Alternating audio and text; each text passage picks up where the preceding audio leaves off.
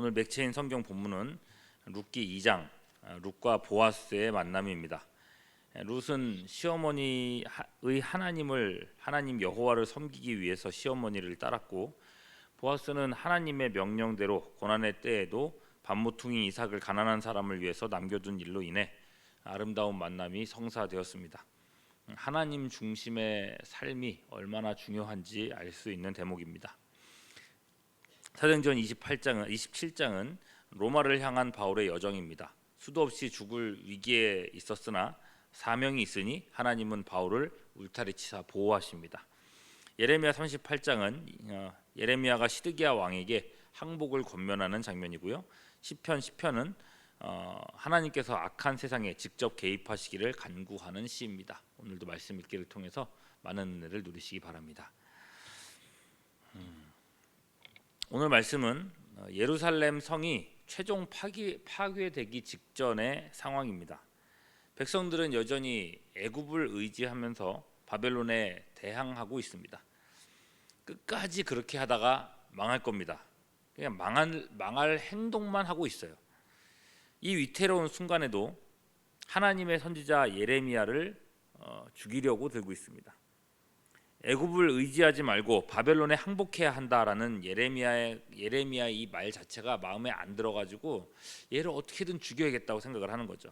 그래서 왕에게 요청을 하는데, 오늘 읽지 않은 4절 말씀에 보면 이에 그 고관들이 왕께 아뢰되 이 사람이 백성의 평안을 구하지 아니하고 재난을 구하오니 청하건대 이 사람을 죽이소서.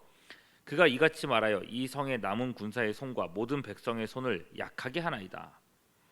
자, 그렇게 백성들이 요청했을 때에 시드기야 왕은 어떻게 반응하는가? 5절 말씀이에요. 시드기야 왕이 이르되 보라, 그가 너희 손 안에 있느니라. 왕은 조금도 너희를 거스를 수 없느니라 하는지라 그랬어요. 자, 시드기야 이 표현을 보십시오. 이 무기력한 모습이에요. 어차피 뭐 내가 할 수 있는 게 있냐? 너희가 하고 싶은 대로 다 할 거 아니냐? 왜 그걸 나한테 묻냐? 왜 나한테 책임을 떠넘기려고 하느냐? 이런 태도로 있어요. 사실 시드기야는 하나님의, 어제도 우리가 살펴봤잖아요. 하나님의 말씀을 대놓고 대적하지는 않는 것 같습니다. 오히려 예레미야가 전하는 말씀, 예레미야가 하나님께로부터 그 받은 말씀을 몇 번이고 들으려고 했어요. 예레미야를 참 선지자로 인정을 했단 말입니다. 14절을 보시면요, 시드기야 왕이 사람을 보내어 선지자 예레미야를 여호와의 성전 셋째 문으로 데려오게 하고, 왕이 예레미야에게 이르되 내가 내게 한 가지 일을 물으리니 한마디도 내게 숨기지 말라. 그러니까 27장에 이어서 14장에서도 몇 번이고 물어요. 답을 듣고도 또 다시 들으려고 해요. 하나님께서 혹시 다른 말씀을 하시지 않으셨는가? 그만큼 예레미야를 신뢰했다는 걸 알 수 있습니다. 그러나 시드기야는 유약한 사람이었습니다. 백성들을 두려워했고 백성들에게 버림받을까 봐 두려워했습니다. 19절 말씀, 시드기야 왕이 예레미야에게 이르되 나는 갈대아인에게 항복한 유다인을 두려워하노라. 염려하건대 갈대아인이 나를 그들의 손에 넘기면 그들이 나를 조롱할까 하노라. 지금 1차, 2차로 바벨론의 포로로 잡혀간 수많은 사람들이 지금 바벨론 땅에 있는데, 그들은 지금 예루살렘 땅에 돌아올 일만 고대하고 있거든요. 근데 유다 왕이 스스로 알아서 항복했다, 그래서 여기에 지금 잡혀왔다고 하면은 이 바벨론에 먼저 잡혀가 있는 그 포로들에게 내가 비웃음과 경멸의 대상이 되지 않겠느냐, 그게 걱정된다라고 얘기를 하고 있어요. 이런 두려움 때문에 백성들에게 조롱받을까봐, 백성들에게 인기가 떨어질까봐 이날 이때껏 백성들에게 끌려다녀왔다고 얘기를 하고 있어요. 그러나 여러분, 이런 태도가 과연 하나님 앞에서 변명거리가 될 수 있을 것인가라는 겁니다. 나는 하나님의 말씀을 따르려고 했는데, 나는 하나님의 말씀을 들었는데 백성들이 원해서 어쩔 수 없이 따라왔습니다. 이렇게 똑같이 말했던 사람이 있었어요. 누굽니까? 하나님께 버림받았던 사울왕 아닙니까? 하나님께서 아말렉을 진멸하라고 사울에게 명령하셨는데 사울은 그 말에 불순종하고 가치 있는 것, 좋은 것들을 남겨두고 가치 없어 보이는 것들만 진멸했습니다. 하나님은 전부 다 진멸하라고 하셨는데, 자, 이에 사무엘이 책망했어요. 이때 사울이 딱 이렇게 얘기를 합니다. 사무엘상 15장 20절 21절. 사울이 사무엘에게 이르되 나는 실로 여호와의 목소리를 청종하여 여호와께서 보내신 길로 가서 아말렉 왕 아각을 끌어왔고 아말렉 사람들을 진멸하였으나 다만 백성이 그 마땅히 멸할 것 중에서 가장 좋은 것으로 길갈에서 당신의 하나님 여호와께 제사하려고 양과 소를 끌어왔나이다 하는지라. 백성이 그랬습니다. 백성이 원하는 일이었습니다. 나는 그렇게 하기를 원하지 않았는데 백성들이 원하는데 어떡합니까? 이 백성의 핑계를 대고 있어요. 자신만은 하나님의 목소리를 청종하려고 했다. 그러고 보면요, 이렇게 책임을 떠넘기는 게 첫사람 아담 때도 있었던 일 아닙니까? 하와가 먼저 뱀의 꾀임을 받았고 그래서 선악과를 먹었고 이후에 하와가 건네준 이 선악과를 아담이 받아 먹었습니다. 후에 하나님께서 왜 그랬느냐라고 물으셨을 때에 아담 역시도 어떻게 대답합니까? 창세기 3장 12절 보면요, 아담이 이르되 하나님이 주셔서 나와 함께 있게 하신 여자 그가 그 나무 열매를 내게 줌으로 내가 먹었습니다. 아유, 나는 안 먹으려고 했는데, 나는 하나님 말씀대로 하려고 했는데, 아니 하나님께서 주신 그 여자가 나한테 주니까 어쩔 수 없이 먹은 겁니다. 이렇게 얘기를 했어요. 내 탓이 아니고 하나님이 주신 그 여자 탓이라고. 자, 여러분, 아담의 이런 예가 인간의 죄성의 표준이 돼버린 겁니다. 툭하면 다른 사람들에게 탓을 돌리려고 해요. 나는 그렇게 안 하려고 했는데 저 사람이 저렇게 했다고. 나는 하나님의 뜻대로 하려고 했는데, 나는 하나님의 말씀을 들었는데 사람들 때문에 어쩔 수 없었다. 그러나 여러분, 이런 변명이 용납된 일은 성경 어디에도 없습니다. 아담의 경우에요, 범죄한 자의 아버지가 되고 말았죠. 사울 왕은요, 하나님께 버림받았습니다. 오늘 이 시드기야 왕도 마찬가지입니다. 완악한 백성들이 원해서 어쩔 수 없이 내가 따를 수밖에 없었다고 말하지만 이건 왕으로서, 그죠? 이 백성들을 책임지는 왕으로서 해서는 안 될 변명이었습니다. 이 사람 왕이에요. 책임에서 벗어날 수 없는 입장이라는 겁니다.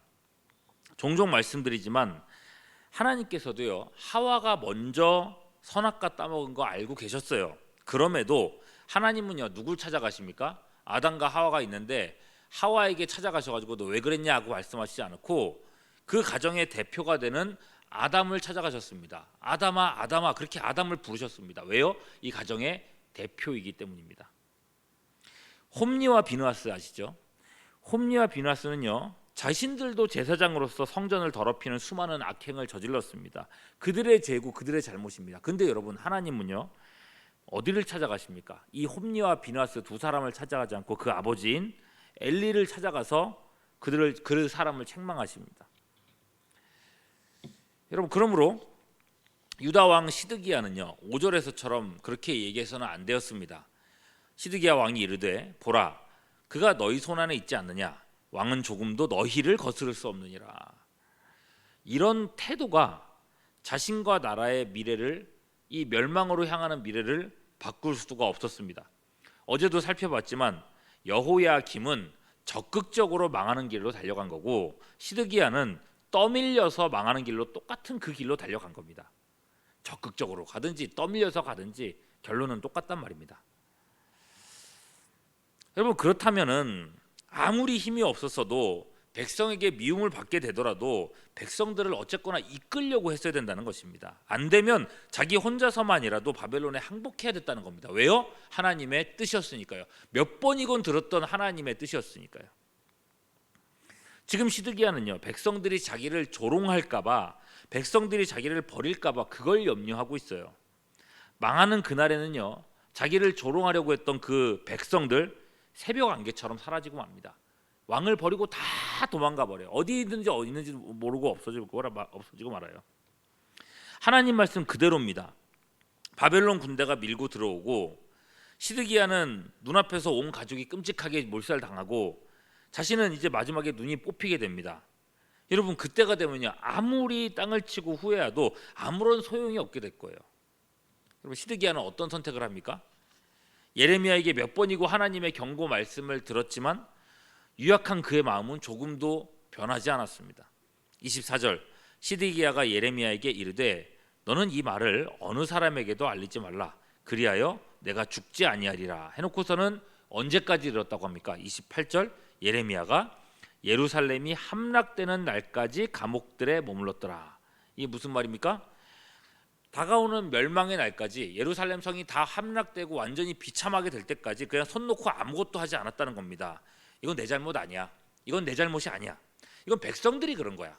백성들이 나빠서 그런 거야. 그래도 나는 하나님의 말씀, 선지자의 말씀은 들었어.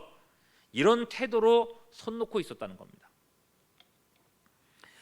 여러분, 나는 너희를 조금도 거스를 수 없느니라 라고 말하는 이 유약한 시드기야의 표현 보면 어떤 느낌이 드십니까?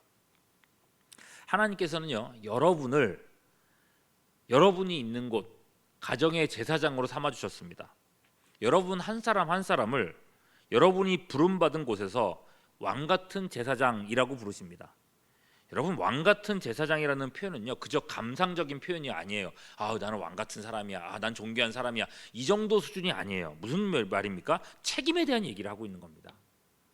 내가 어떤 책임, 어떤 무게를 가지고 내가 부름받았는가. 하나님께서는요 우리가 있기 때문에 여러분이 있기 때문에 여러분들의 가족이 바른 믿음 안에 설기를 바라고 계세요. 여러분이 있는 사업장과 직장 어떤 곳이든지 하나님이 원하시는 방향으로 움직여지고 바뀌어지기를 원하고 계신다는 것입니다. 형평과 사정과 사람들의 이목이 눈에 보이지 않는 하나님의 말씀보다 앞서게 해서는 안 된다는 것입니다. 그래서일 거예요. 사도 바울은 젊은 목회자, 어쩌면 유약해 보이는 목회자 디모데에게 이런 주문을 했습니다. 디모데전서 4장 12절 누구든지 내 연소함을 업신여기지 못하게 하고 오직 말과 행실과 사랑과 믿음과 정절에 있어서 믿는 자에게 본이 되라. 여러분 이 말을 정치적으로 갑자기 옮겨버리시면 안 됩니다. 나라의 뭐 대통령 어쩌고 이런 식으로 가시면 안 되고 우리 자신한테 적용해야 될 내용이에요. 오늘은 여러분 우리 기도하면서 자신에게 주어진 책임이 무엇인가, 나에게 주어진 책임이 무엇인가를 곰곰이 생각할 수 있기를 바라고 무슨 일이든지 다른 사람들을 탓하는 그런 마음들 내려놓고 내가 해야 될 일들 감당할 용기와 힘을 구하면서 신앙의 걸음을 내딛는 우리 모두가 될 수 있기를 주님의 이름으로 축원합니다. 기도하겠습니다. 우리의 마음을 강하게 하사 하나님의 마음을 하나님의 뜻을 헤아려 알며 알게 된 것들을 행하며 추진할 수 있는 용기를 더하여 주시옵소서. 세상 사람들의 방법과 세상이 말하는 기준이 아니라 하나님의 방법과 하나님의 기준에 합당하기를 원합니다. 우리 각 사람을 붙들어 주시되 특히 가정에서, 직장에서, 사업장에서, 자신이 속한 곳에서 우리가 해야 될 일들, 하나님의 뜻을 감당하는 우리 모두가 되게 하여 주시옵소서. 오늘도 우리 삶 가운데 일하시기를 간구하옵고 우리 구주 예수 그리스도의 이름으로 기도하옵나이다. 아멘.